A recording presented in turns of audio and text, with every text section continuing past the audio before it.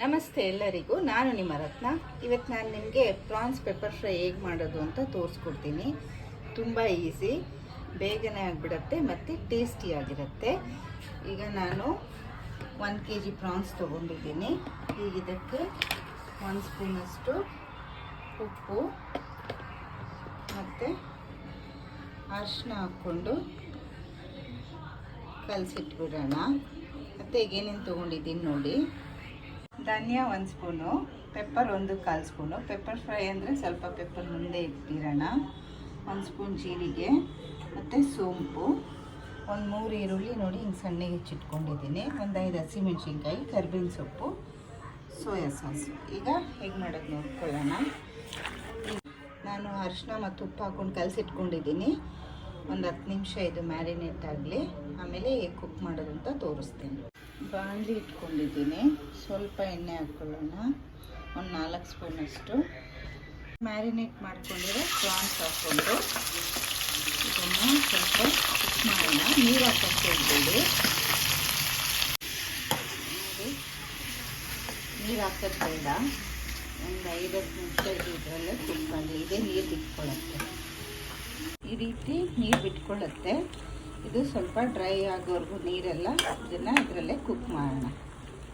ಇದನ್ನೆಲ್ಲ ಹಾಕ್ಕೊಂಡು ಪೌಡ್ರ್ ಮಾಡ್ಕೊಂಡು ಬರ್ತೀನಿ ನೋಡಿ. ಇದು ಹಿಂಗೆ ನೀರೆಲ್ಲ ಬಿಟ್ಕೊಂಡಿದೆ. ಈಗ ಇದರಲ್ಲೇ ಕುಕ್ ಆಗಲಿ. ಈಗ ಮುಚ್ಚಳ ತೆಗೆದುಬಿಟ್ಟು ಇನ್ನೊಂದು 5 ನಿಮಿಷ ಕುಕ್ ಮಾಡೋಣ. ಆಗ ನೀರೆಲ್ಲ ಡ್ರೈ ಆಗುತ್ತೆ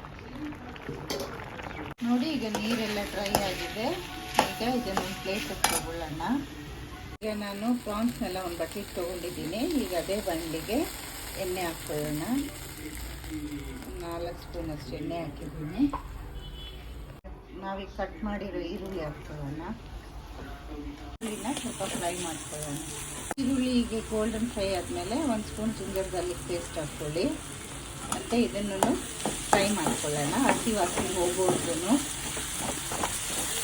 ಈಗ ಪ್ರಾನ್ಸ್ ಆ್ಯಡ್ ಮಾಡ್ಕೊಳ್ಳೋಣ.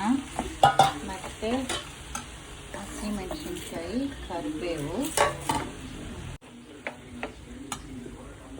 ನೋಡಿ. ನಾನು ಹಿಂಗೆ ಪೌಡ್ರ್ ಮಾಡ್ಕೊಂಡಿದ್ದೀನಿ, ಇದನ್ನು ಹಾಕ್ತೀನಿ. ಚೆನ್ನಾಗಿ